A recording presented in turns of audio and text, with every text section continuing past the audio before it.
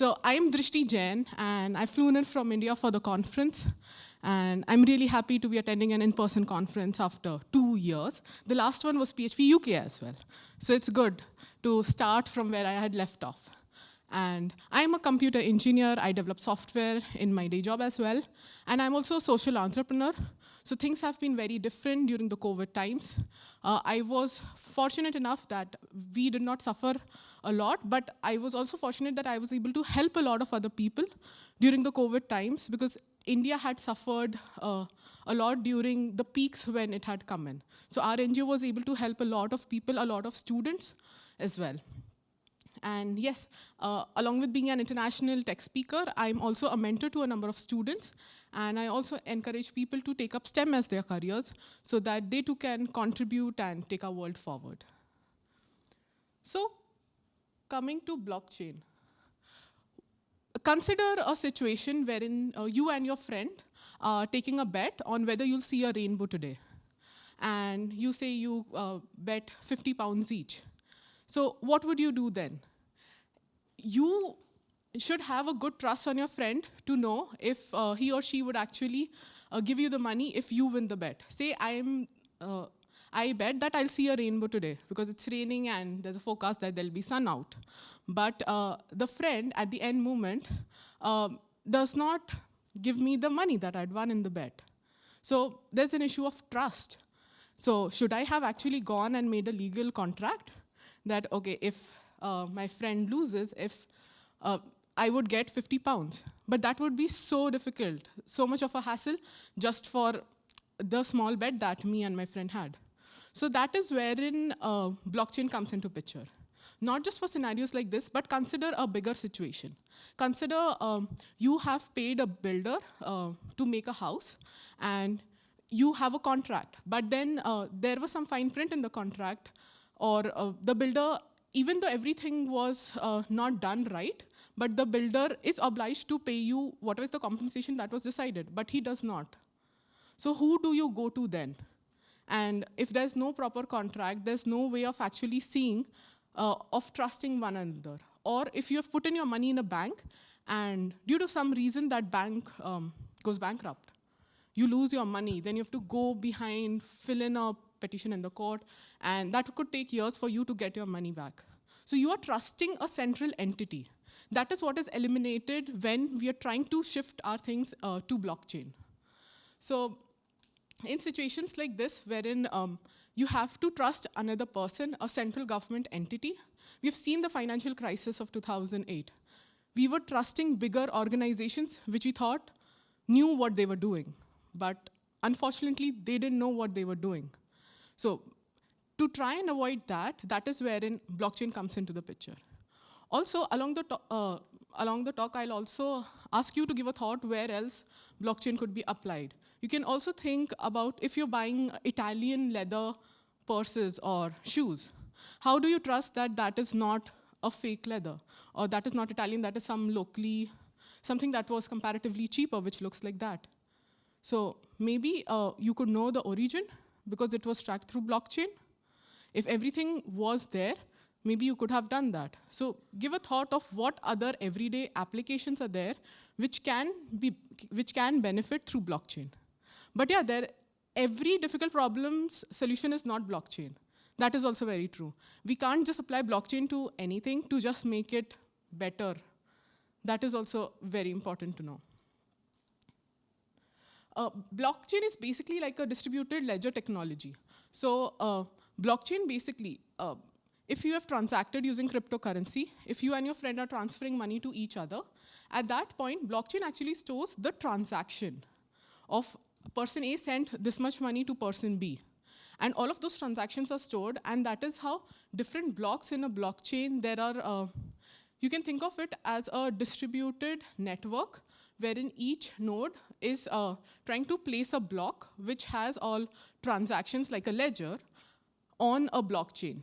And that is wherein mining and blockchain comes into place. We'll be going into depth into each of these terms, but this will give you a whole picture of what actually happens inside a blockchain. So the main reasons why we are trying to move forward with blockchain is firstly because it is secure. there's cryptography hash involved when we are trying to encrypt our data. So that makes it much more secure than just, it also makes it tamper-proof. An attacker will not be able to just change the contents and say, I have 1,000 bitcoins, wherein he did not have any. The second is, it eliminates trust. It becomes trustless. You do not have to rely on a big bank to know that, okay, they have the money that you have given them. Because banks make money by investing the money you have deposited somewhere else. So what if they have a fraud inside and you lose that? So you do not have to trust a central entity. The third is, it is reliable.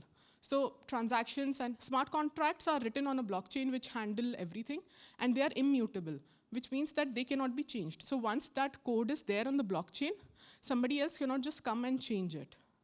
So that way, it makes it much more reliable. You know what you've signed up for. Like the example of, say, if there'll be a rainbow today with your friend, you made a contract that if there is rain based on, say, weather.com or a particular website, and if it says that there was a rainbow spotted, then that's it. You rely on that. You do not change it that, okay, my friend created another website which said that there wasn't a rainbow here today. So it makes it immutable, making it very, very reliable. And it is decentralized. So there is no issue of if a particular region had some event because of which some computing power was compromised. So it is decentralized. There's no restriction over a region of computers over which it has to run. And if it fails, then everything fails. That issue is completely removed in blockchain because it is decentralized. So in very, very simple terms, a blockchain is like a linked list, wherein each block knows its previous block by knowing the hash of the block. There are various logics based on the type of blockchain there are of how do you calculate that hash. And in simple terms, you can think of it that a blockchain has data, which is, say, the various transactions that are there. If there are metal companies or mineral companies who are transacting on a global basis. So those transactions would comprise the data of that particular block. And that block would have its own hash, and it would know the previous node's hash. So that way, it can also be verified, and a new block could also be added to a blockchain. So that way, it is, in simple words, it is like a linked list, which is decentralized, distributed across, and there's no central entity who owns this. And to add to a blockchain, there are nodes, which are like computing powers, computers, who actually compute these hashes. Computing these hashes is what gives money to the miners. So the one who's able to add a correct block to a blockchain, that miner gets rewarded in terms of cryptocurrency. So that is the reward. That is why people are investing into computing power, into mining, so that they're able to find the right block, and that gets accepted as part of the blockchain, and they get rewarded. That's how they make money. So an important part of it is the digital signature. Just like a normal check that you sign, your signature is the only way that makes that piece of paper a valid request to the bank or any other person as well, that this is a true check, and this has to be like debited from my account, credited to somebody else. So in the same way, in blockchain, we use digital signatures. Just like we do it for our websites have our certificates, they have their digital signatures. So in the same way, we have the digital signature used to encrypt the transactions that are there. So a digital signature is basically a string that is generated by encrypting the transaction request with your private key. So before coming back to digital signature, so there are private keys and public keys. So private key is something that I would have, and I would encrypt my data using my private key. And somebody else would verify that this was data sent by me by decrypting and finding it through my public key, which is shared with the other person as well. So I'll have one copy of my private key, but multiple copies of my public key, which I can share along the network, and that is the way they can verify my signature on a particular transaction request and see if that was really made by me or not? Or was it somebody else who was trying to pose as me and do it? So taking an example, say David wants to transfer 5 bitcoins to Sandra. So what David would do is, this transaction request that debit 5 bitcoins from me added to Sandra's account, David would encrypt it using his private key and then send it across the network. And each of the nodes in the network would then decrypt that message using David's public key and verify that this was actually sent by David. And then that way the ledger, so it is a distributed ledger. So they would update the ledger saying that yes, this transaction happened, and that sequence of transactions will enable us to know what exactly is the current balance of David and Sandra's respective wallets. So digital signatures are basically used by nodes to verify the source and help establish the authenticity of a particular transaction. Digital signatures are the key thing which helps us making it more and more secure, because there has to be a way wherein we apply all of this so that we know, we trust the sender and we trust the receiver. Otherwise, there's no point of having a new technology if we are not able to eliminate the issues of our current technology. And yes, it is invalid even if a single character or a word is changed in the transaction. Say instead of David and Sandra, somebody writes my name, say Drishti. So, but it actually had to go from David to Sandra, not David to Drishti. So that would make it invalid because the digital signature would not match. So that way we will be able to detect if that was a valid transaction or not. And in case it is invalid, say somebody changed, some attacker changed it to David to Drishti, in that case, the nodes would just reject it. So that transaction request would be nullified. And no money, there would be no transaction showing any transfer of any bitcoins.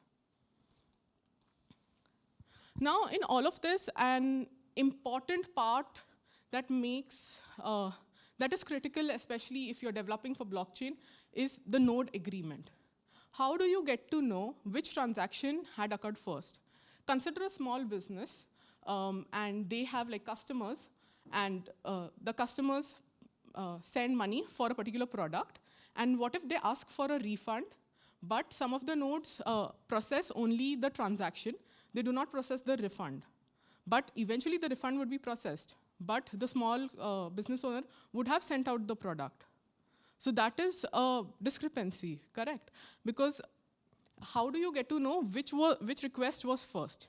Just using timestamps would not make it work, because there would be millions and millions of transactions. In that, there is a high possibility that the timestamps could be duplicated. So how would the nodes agree? For all the nodes to agree that A to B transaction happened first and not B to C, that is what is very crucial when the nodes decide what should be placed on the blockchain and what should be the sequence in which it is placed. So node agreement is very important to order the transactions. And the network actually does this by grouping it into blocks. So consider tons of transactions, but they are grouped into blocks. And this is what makes blockchains a block. So every transaction into a block is considered to have happened together. So that is the way in blockchain, all transactions get to know which one happened earlier and which one happened after that. So if all nodes just process the money transfer from the customer to the business owner, then the person's account would be debited. And when in the next block they decide a refund, at that point, the product would have been cancelled, the shipment would have been cancelled, and the refund would have been issued. So that way, it is agreed upon that the customer does not just receive the product for free, but actually the whole process is streamlined. And using these blocks, because this is a chain of blocks, that is where blockchain gets its name, blockchain. And so cryptographic hash function is what is very interesting. We'll also be looking at a few ciphers and few techniques, which you could also try along if you have a pen and paper along. And we'll see how it actually happens. So a cryptographic hash function is a mathematical algorithm, which is what nodes compete for to solve in order to get the priority of placing a block inside get a priority to place a block on the blockchain. And that is where they get the reward. So consider a situation like this. It helps in data integrity. So our original data using our hashing algorithm. So hashing algorithm basically encrypts our data. It could be, there are a ton of hashing algorithms. Say SHA-256 is very common. So we have encrypted our data. And then when it goes on the network, and when a node has to verify, they calculate this hash function to see the computed hash value, and they compare it with what that node had sent. And the one who's able to do this first, the node that is able to do this first, is the one who gets a priority, a hold on it, and is able to then say that, okay, this person was first, this node was first, and they get to do this. We'll also be looking at a lot of consensus protocols. It differs blockchain to blockchain. So Bitcoin has a different blockchain. Ethereum has a different blockchain. Some big organizations have their own blockchain. And the consensus protocol differs for them. Some prefer computational power. Some prefer space, like the storage space. So it is different things for different blockchains. And based on that, these things are calculated. Before we move to consensus protocol, there's also an end-of-chain ambiguity that could happen. Say, for example, if there are, if two nodes, like a 1 in a million chance, but two nodes simultaneously solve the cryptographic hash function, get to know that, okay, this block's value is this, and then now I get the priority to add it to the blockchain. Two of them are competing that way. So then, what do all the nodes decide upon who gets the priority? So in blockchain, the basic concept is that in that case, firstly, it happens a little rare. And even if it happens, overall, the next computation that would happen, whatever happens the fastest, the longest chain in the blockchain is chosen. So whatever is the next block computed, at that point, that ambiguity also gets solved. So till that time, we'll have two people competing. By that time, the next block would have been calculated. And the one that forms the biggest chain, the longest chain, is the one that gets selected. So that way, this end-of-chain ambiguity is solved in blockchain. Coming to consensus protocol. So everybody has to agree and find a way of who gets priority and who gets to decide what block goes next on the blockchain. So it is for the safety of the network, first of all. We cannot have a few nodes of the network arguing that node 1 gets the priority and a few other arguing that node 2 gets the priority. Because then it would be chaotic. Like, how do we resolve that? Again, we'll have to involve some legal entity. Then it just takes away the point of blockchain. So, and also consensus protocol is required if we want to avoid any attacks on our blockchain. So this could be any bad nodes, any attackers. The nodes also have to have a consensus protocol in order to say that, okay, this node is trying to add a block which is a bad block, which is a wrong block. So there has to be a protocol so that all the nodes can agree upon that and work on it. And it obviously avoids a system failure, because if we do not have this, multiple nodes will try and add multiple different blocks to it. We'll have an ambiguity of which transactions happened first, which happened second, where the money should actually go, what exactly is happening, and it'll just be chaotic. So to avoid any system failure as well, a consensus protocol is required. So I'll be discussing 4 of these protocols. The very first one is proof of work. There's proof of stake, proof of space, proof of elapsed time. So coming to proof of work. So in proof of work, the nodes compete to solve the cryptographic puzzle in order to know the hashes. And so this is based on the computation power. So the one who's able to solve it the fastest gets priority. Whereas in proof of stake, it is the node which has the highest stake in it. For example, there's a cryptocurrency, and the one who has a higher stake in that gets the priority to choose. But I can see that you are thinking about, then doesn't this make it a little centralized? Because if there's a big organization who has tons of coins, so every time they'll get the priority. So that is a limitation which a lot of blockchains are trying to avoid by different consensus protocols. But this is one of the consensus protocols of doing it. So that could also happen if you think about it in proof of work. If, say, big organizations have big computational, so they're called mining pools, multiple nodes together, working together, dividing, conquering it to solve it. So that could happen even there. That is a limitation that everybody across the world is trying to overcome, so that eventually it does not happen that we move away from like centralized entities to people who have more resources. We should not go there, because again, that would be a form of a centralization. And the main logic of decentralization with blockchain would be compromised. Another consensus protocol is proof of space. This one incentivizes the nodes with the highest disk space in their systems. And that node gets allocated the chance to place the block on the blockchain. And POET is proof of elapsed time. So this one was developed by Intel. And so they have a specialized hardware in order to use POET. And the drawback is that the anonymity of a node gets compromised, because there are many other consensus protocols as well. So based on the organization that is developing it, it could change. So these were the 4 main consensus protocols. Let me show you how would it look like if we are writing a consensus protocol in PHP and what it would actually mean like. So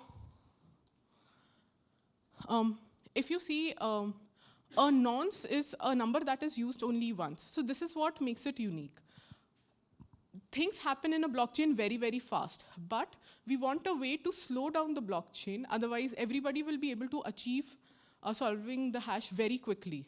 We want a way to slow it down, and that is where the logic of a nonce comes into place. So in case of Bitcoin, the logic is that the hash should start with a particular number of zeros. So all the nodes are competing to find a number, that is the nonce, which can be added to the data, the message of our block, so that the start of the hash becomes those many number of zeros. So for example, here, my message is, hello all, this is Drishti Jain.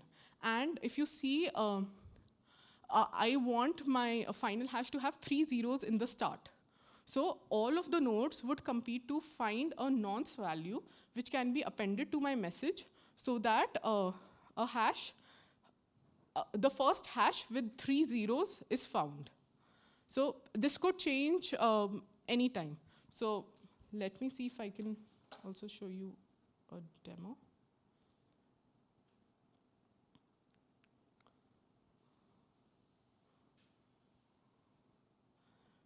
Okay, so this is, okay,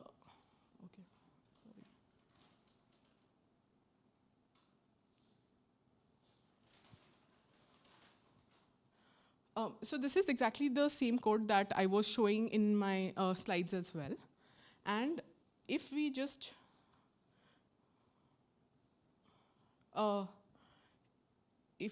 run our proof of work example, so this is what we see. So what does this 1168 and our hash exactly mean? So here is an explanation that I like to share. So this is just a raw output of what exactly is happening with the function that I had written. So my string was hello all exclamation. This is Rishi Jain exclamation. So a node would first try with 0. The nonce value would be 0. And they'll add that. So if you can see here, my string has become a 0 after the exclamation mark. And a hash value, that is the SSG256, is calculated for this whole string. And the value is this. But it doesn't start with 3 zeros that I had expected. So the node would try with nonce value of 1. So this would happen till 1168. And that is where we'll get our value. So if I change this value, say, for an easier example, if I just want 1 single 0 before the start. So in that case,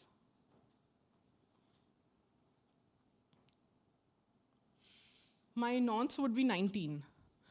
That is, hello all, this is Drishti Jain, exclamation 19. That string gives me this hash value. So that is what I'm trying to do. Also, if we look at all the steps that happened,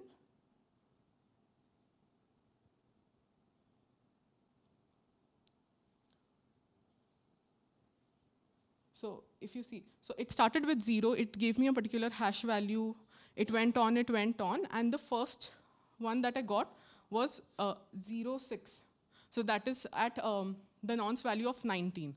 So nonce is very crucial while, firstly, it helps us slow down the blockchain calculation by the nodes. And this is where the computing power would come into place.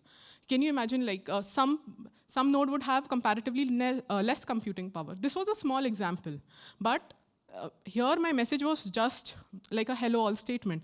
But if it is a lot of transactions, say oil companies are transferring their barrels from one place to the other through shipping containers, and they're like transferring money for each of the ports and everything. Those transactions together will form a part of the block.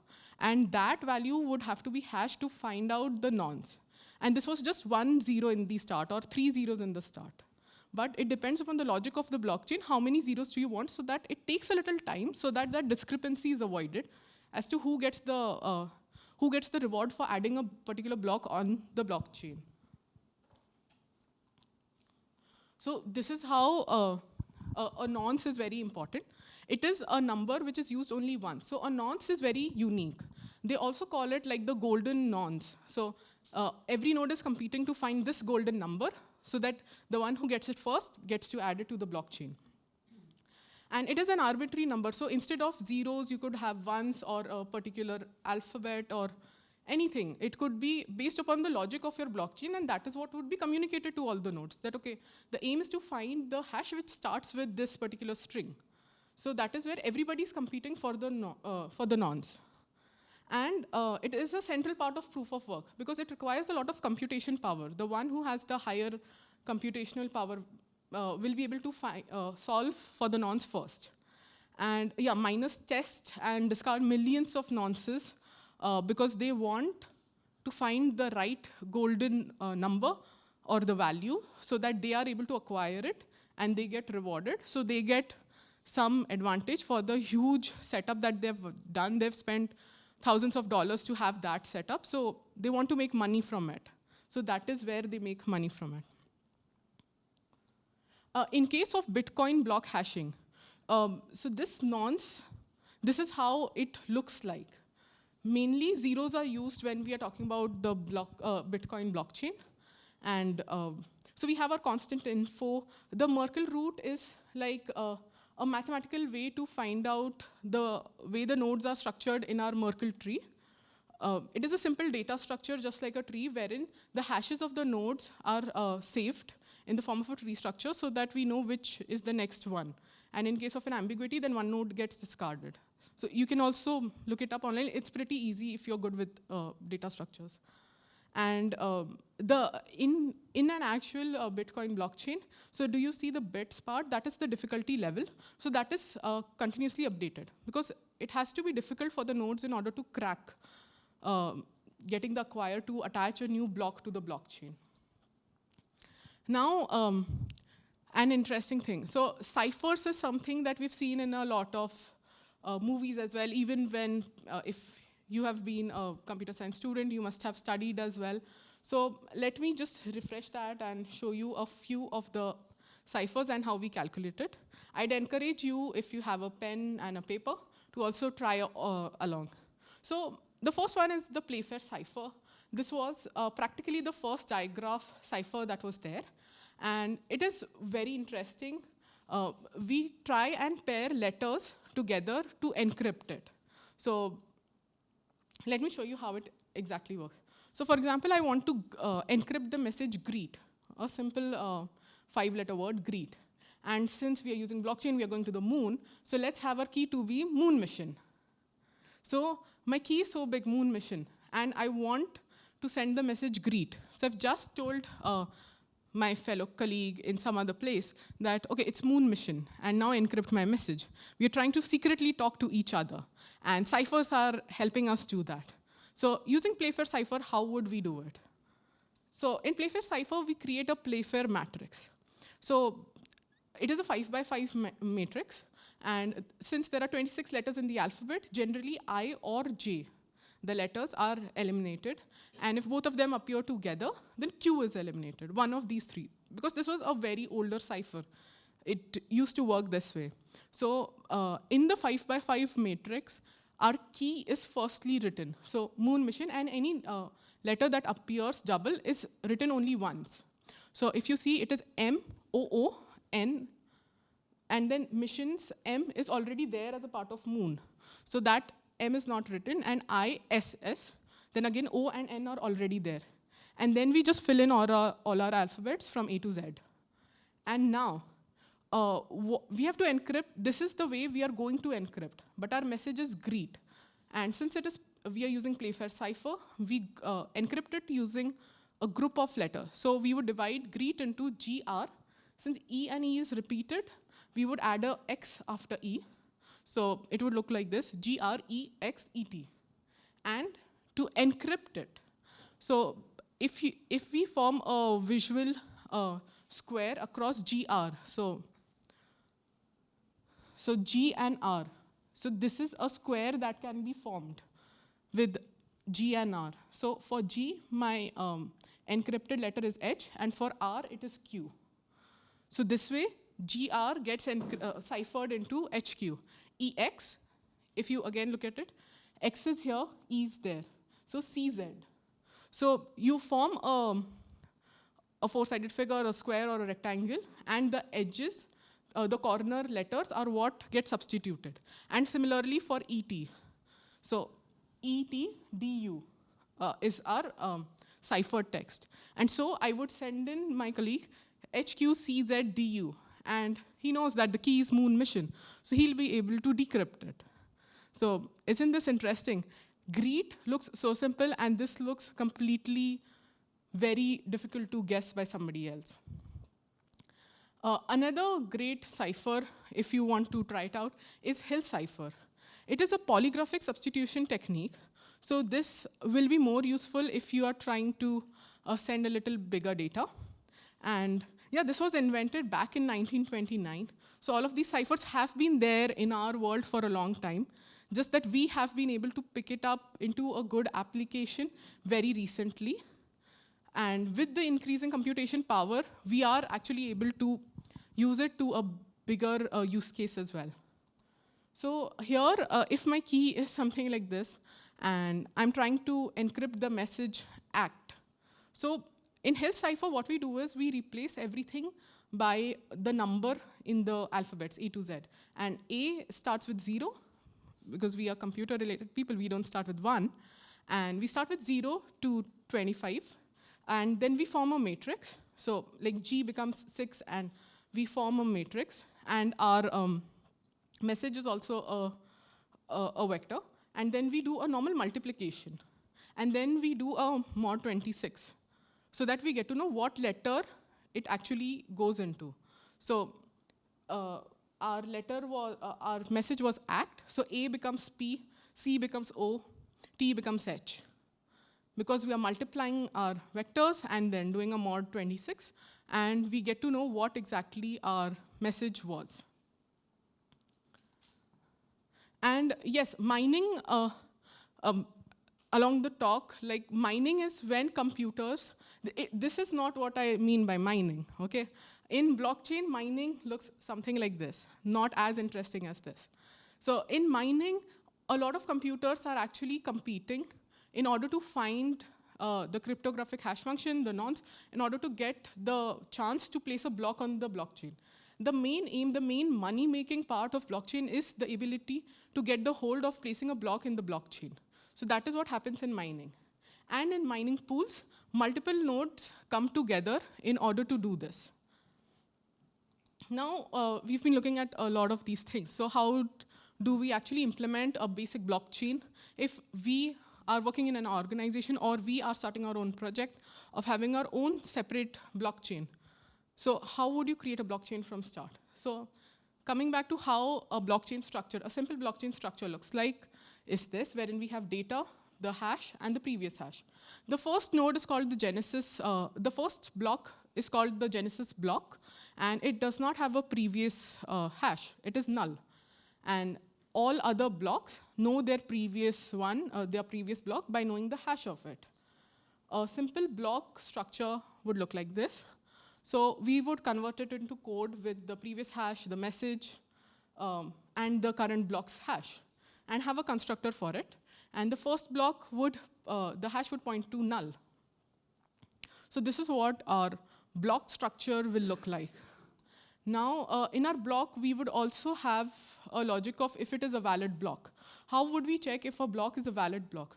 So if the block is able to compute the hash of the previous block, and that matches with the actual hash of the previous block, those two are matched. And if that is correct, then this block is a valid block. And we add this block to a blockchain, wherein it is a sequence of all of these blocks. So our blockchain code would look like this, wherein while checking if it is a valid blockchain, we would do the validation of a block across the blockchain to see if all the blocks have the correct previous hashes or not. And that way, our blockchain gets created. And we would just normally add this object. We'll create a blockchain, add all of these blocks. And this is a simple output of what our blockchain would look like. You can format it to the way to look like a blockchain as well. But basically, what I'm trying to show here is that our first block would not have a previous hash because it is the Genesis block. It is the starting block. And after that, it is calculating the nonce for it because the logic that we have, the hashes should have the number of zeros that are required. It could also be possible, like you see here, that the first hash itself has 4 zeros. Our requirement is minimum 3. But the very first one being computed could be 4, 5, any number of zeros. So that could also be possible. And so overall, the generic structure of a blockchain looks like this, wherein the content of each of the blocks would be a number of transactions based on the application of the blockchain.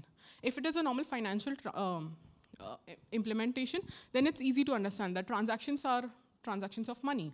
But if it is something else, say you're registering your house over the blockchain so that you know if, consider a case wherein you're buying from somebody else, not the government directly. How do you know if that person actually owns that house or not? There are a lot of frauds that happen with that. That person is selling you the house saying that it is his, but actually that person could not be the right owner. So blockchain could be a good way to verify what exactly happened to that house, who was the owner, what happened next. So in that case, your data would be those change of names, change of ownership of a particular house. And in a case like this, we could modify our code wherein instead of the nonce and the hash being calculated based on the message, if my transactions have these values, I am hashing these transaction values to create the hash of the block. So in a general blockchain, it is not just a simple message that we hash. It is numerous transactions, and we are hashing those transactions to create the hash value of a particular block. So I hope this gives you an idea of what exactly happens when we are talking of a bigger scale. A great place to start, especially if you're completely new, would be the paper, the Bitcoin white paper.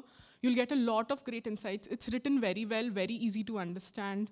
And I believe that is a very great starting point for anybody.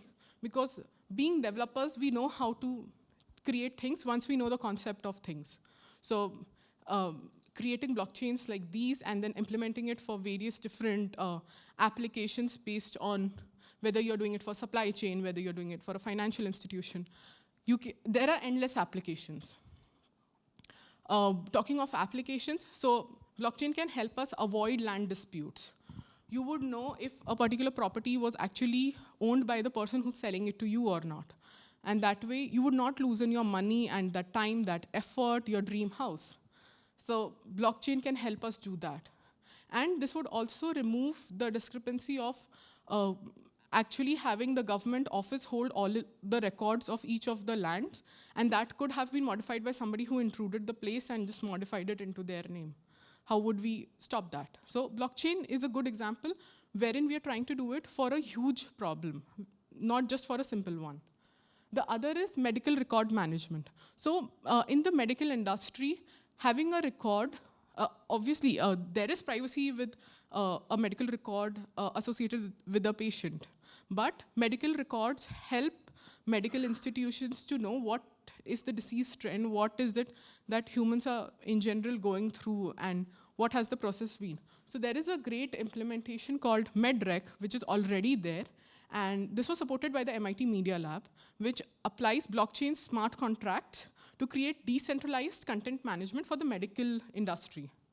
And this is already in place. So places like these, wherein there is huge number of data, and you also want to keep a good track of things. So that is wherein blockchain has a very great example. Also food safety. How do you ensure that the food that you're getting has actually gone through all the food security checks? If you are buying organically grown lettuce, how do you get to know if it was actually organically grown, or is it just a way for the company to make more money out of you? So all of that, the supply chain could be stored on a blockchain, and you could get a source of it. You could verify if that blockchain exists and if all the things were there. In a similar way, it is also very crucial for tracking gems. If somebody wants to move away from the traditional, say you don't want mined, like diamonds from a mine, you want a sustainably sourced gem. So how do you get to know if it was sustainably sourced or not? This is a huge application which is already being done. And a lot of the big players in the industry are actually selling this as their USP, that we give you the authenticity in form of showing you how exactly your particular gem, the stone that you're buying, was actually ethically sourced. And also in art acquisition and ownership. So whether that is an original piece of art or not, how do you identify that? There are so many counterfeits. Or take luxury items. If you're buying a luxury purse, you're spending in so much of money. But after a couple of years, you realize this was fake. So blockchain will help us avoid that as well. So by registering art on a blockchain, all of this can be avoided. And also, the owners of the art could be tracked down. So that way you know if this was actually the original art or not. If it says that it was, say, made in 2000, so how would you get to know if it was actually made then, or was it just made 3-4 years ago and it would look the same? Or for example, you must have seen a couple of years ago, there has been a lot of craze around Pokemon collectible cards. And there have been a lot of fake packs as well, which have been sold. People have put in a lot of money. Because something that is 3 years old and something that is, say, 10-15 years old, the packaging would look similar. Like from your naked eye, you would not be able to tell if the sticking on it is like 4 years old or is it 10 years old. So having it on the blockchain, especially for things like this, which have gained a lot of value over time. Pokemon cards or any collectible cards weren't of the value that they are today because they have become a collectible. So for all of this art and the wider place as well, blockchain has a great, great, great application. So yes, that is it from my side. And I know it is very interesting to know that we don't have to leave PHP in order to become a blockchain developer. There are many more things as well you could do with using PHP itself. So with Laravel and Ethereum, there are a few libraries that you can look up online. If you want to become a smart contract developer, or maybe try that in your free time as well. So it'll give you a great insight. And yeah, thank you for coming for my talk. Thank you.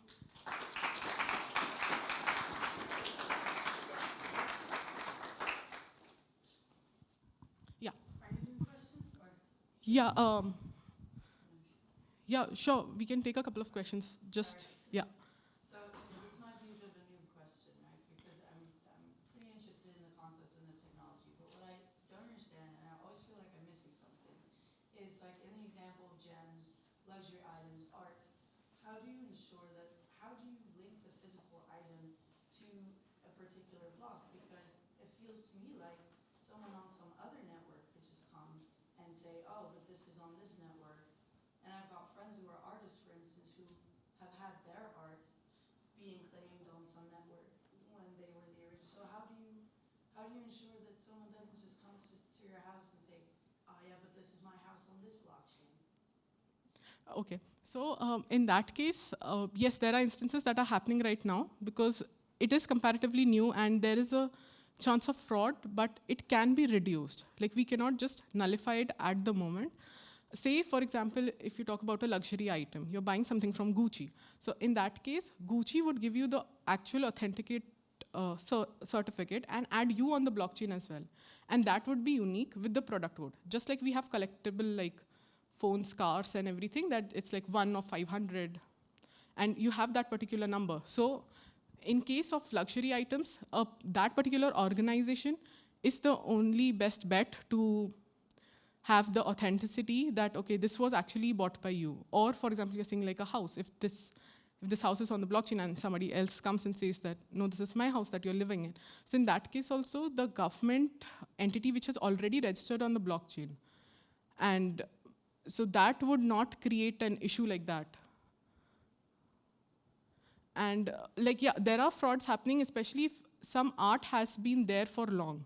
For new things, it is comparatively easier to implement because it's being done right now. But something else, like the same art could have been counterfeit, and that also is on a blockchain, this is also on a blockchain, then how do you actually authenticate it? So in that case, we have to go back to the traditional agencies who actually specialize in marking art and saying that, okay, this one is the real one, and this blockchain is the one that is valid. The other one isn't. So that is the only way we can distinguish between the two. Thank you. Yeah.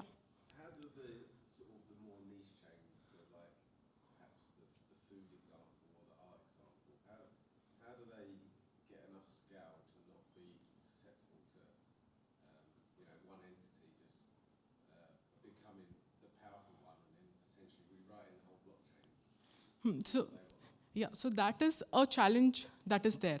But so any blockchain can be attacked. So if the blockchain works on proof of work, wherein it's based on computation power, and if 51% of the computation power of a blockchain is owned by one entity, then they can manipulate it.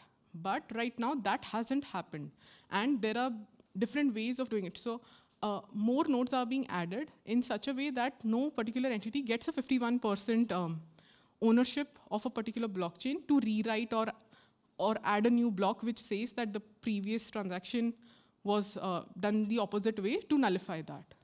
So that is a challenge with blockchain, that if we are talking about like the other one, if the blockchain's logic is that if you have more number of coins of that particular blockchain, the cryptocurrency, then you would get a stake in choosing what block goes next on the blockchain. But currently, there's no entity, and even the mining pools, when they're formed, it is done in a way so that 51%, like they could reach up to 49, but 51% ownership is not given to one. So to avoid that centralization and keep decentralization still there. So that is the only way, because it can only be hampered if the majority control is there with one entity. It need not be a single one. A mining pool could have it, but the only way to avoid that is to avoid having this 51% ownership by a particular organization or a mining pool.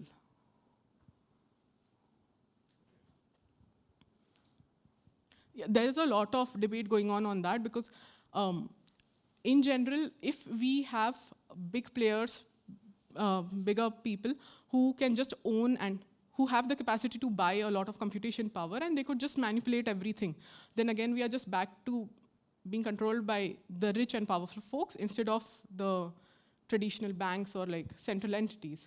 So that is a debate that goes on. But currently, because the community is so strong, so other people also work on it such that it does not go to one particular individual organization like that. But if it's truly decentralized, who's saying you can't have more than 51%? There's nobody saying, yeah, that is the challenge. So, but other people are adding in more nodes in order to avoid that.